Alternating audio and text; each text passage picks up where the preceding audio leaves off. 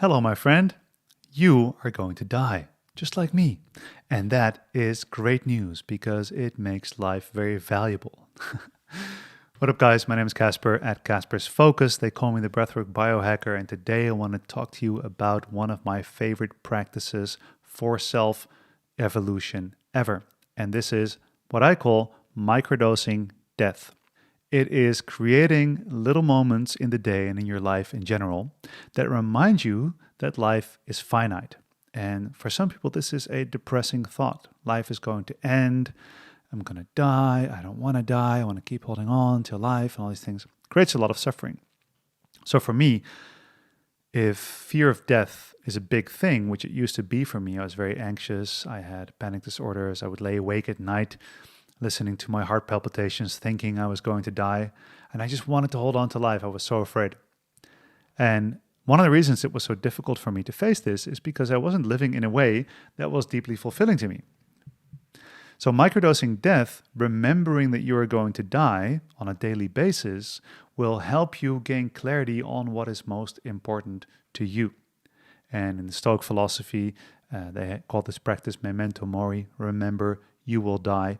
And this is so powerful because the only reason that life has any value is because there's a scarcity of life. There's a limited amount of time. And life isn't going to be forever. And we don't know when we are going to die. This is such an incredible variable that we get to use as inspiration for our life if we choose to do so. So the whole idea about microdosing death, about memento mori, is to consciously create a practice where you remind yourself of your impending death, which sounds very intense if I say it that way, but that's basically what it is. You see, if you would live forever, life wouldn't have the value it had now. And it's really a powerful practice for me to snap myself into the present moment. Like, for example, what is life really about? For me, it is spending time with loved ones. It is being around my children. But then do I also do other stuff? Yeah, I also do other stuff. I sometimes scroll on my phone for way too long. And sometimes I have a hard time snapping myself out of it. But then if I give myself that reality check of like, hey, Casper, you're going to die, man. It's going to be over. And it might be soon. Stop doing this mind-numbing nonsense and be here with your kids. This is what it's about.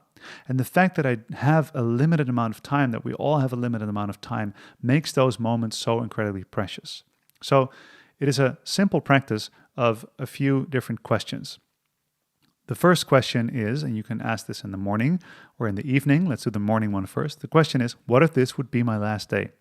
Now, if you think, what if this would be my last day? You might be like, oh, I'm emptying all of my bank accounts and I'm going to just like smoke and drink and whatever it is. And then life ends and at least I will have one day of partying. Well, that's not the way we should be thinking about this. And this is why we actually why I use in my practice, I use different time frames. So what if today would be my last day?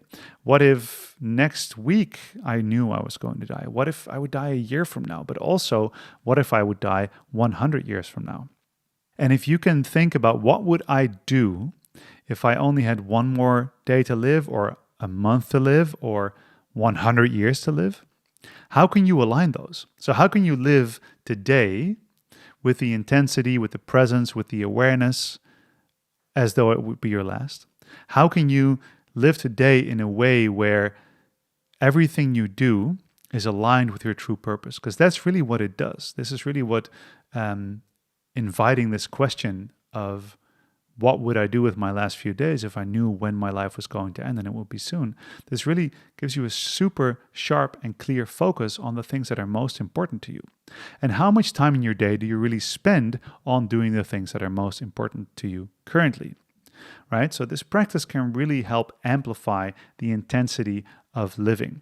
In the morning, ask yourself, what if today would be my last? How would I look at my loved ones? How would I greet a stranger? How would I be in relation to social media or to all of the thoughts that I have that are self-defeating? Right? Would I really spend my last day hating myself or reaffirming all of my self-doubt? Or would I really choose to stand in this one day and be like, now, today, I'm going to live all out? And can you take something of that into your day? Doesn't mean you actually have to live your day like it's your last, but to take the messages that come from asking this question, from this meditation, and ask, how can I use this to create a day that I can look back on and be, wow, if this was my last day, I would be proud of myself. So another moment to ask these kinds of questions is in the evening. And of course, there's two ways to do it. Two things that it brings me, I should say. One is at the end of the day, look back and go, okay, so what if this would have been my last day? What if now it would have been over? And then you look back at the day and at the whole of your life, like your entire life, and you ask, could I now die peacefully? Could I now die with a feeling of, yes, I have lived this life. This was my life. It was fulfilling. I'll close my eyes and that'll be the last time. Now, this question, this practice in the evening brings up a very few interesting things. It might be that you get a yes. You're like, yeah, that was a good life. I did it. I did the damn thing. I lived all out. Everything was there for a reason. And now I'm closing off. To me, this is the ultimate way of closing the mental tabs in my mind, because I'm the kind of person who lays awake at night and ruminates and thinks about all kinds of things. If I can ask myself, hey, could I look back at my entire life so far and just close it off? Just be like, well, that was it. It's the end, right? I'm going to close my eyes and die potentially, right?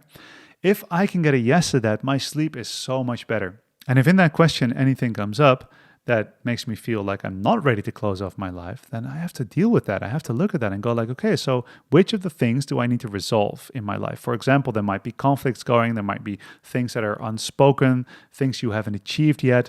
There might be things that are really important for you to still do before you die. And then, of course, if that comes up in the evening and you realize looking back at your life, like, wait, there's a few things I've been missing, that creates a super high clarity for the next day when you wake up to make sure that in that day, you maybe start to work on getting that achievement, or you start to implement certain qualities of whatever you still want to develop into that day already, right? So it amplifies life.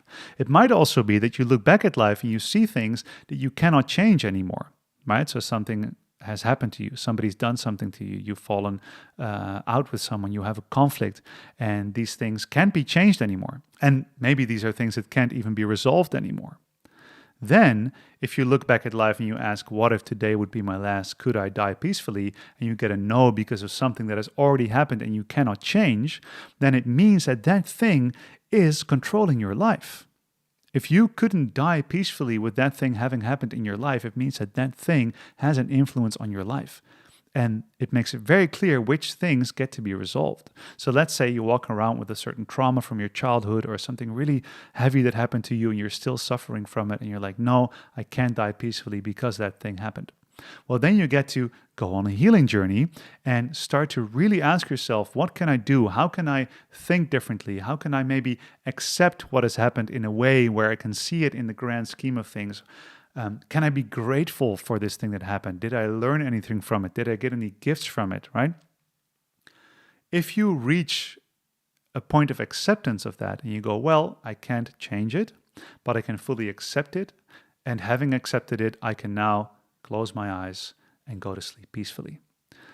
Well, how would that change your life? Wouldn't that make life very different if all the things that have happened in your past, all the things that were difficult for you to deal with, that you haven't accepted yet, could be accepted and lead to you seeing that your entire life was exactly as it is for a reason maybe, or was exactly as it is and you're grateful for it or you're willing to accept it? This would really change something, right? So this is the way that I practice this, is I use the meditation of death, the remembering that I'm going to die, as a way to improve every moment that I do have to live. Because death is the one thing that connects us all in the end, right? And until that moment comes, we still can make choices.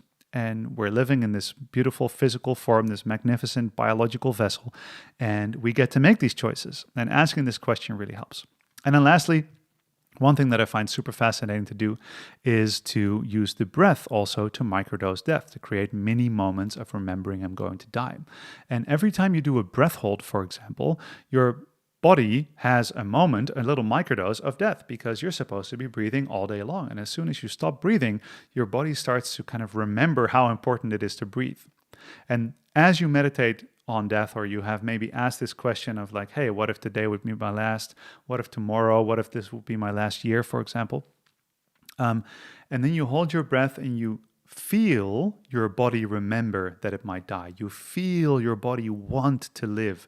The desire to live is connected to your breath because you are completely dependent on breathing for living, right? So if you find yourself waking up in the morning and you're a bit depressed and you don't know how to go about your day, and you go like, well, actually, I hope life would end. And I've been there. A lot of people feel this way. And just the mental meditation of asking, what would I do if I would die, doesn't really do it for you. Then maybe go into the body. Feel the microdose of death in your body. You breathe all the way in and you hold it. You don't force it. You don't make it as long as possible. You just hold it and you feel your body remember that it wants to live, because your desire to do that and to breathe, or after an exhale, you can do the same. You all the way in and then out. And then you hold again. At some point, your body will say, hey, breathe. Now, this is your biology. This is millions of cells in your body remembering that they want to live. This is the drive for life. This is the life's force in your body saying, hey, let's keep this thing going. All right. So there's so many incredible ways to practice this, and there's so much that I get out of it for myself. And lastly, I briefly referenced this a few minutes ago.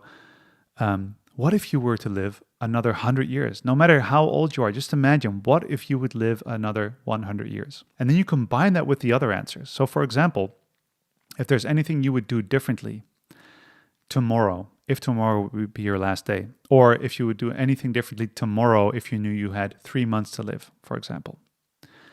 And you take the information that comes from there. You could say, like, I would be more present. I would make different choices. I would speak my truth more.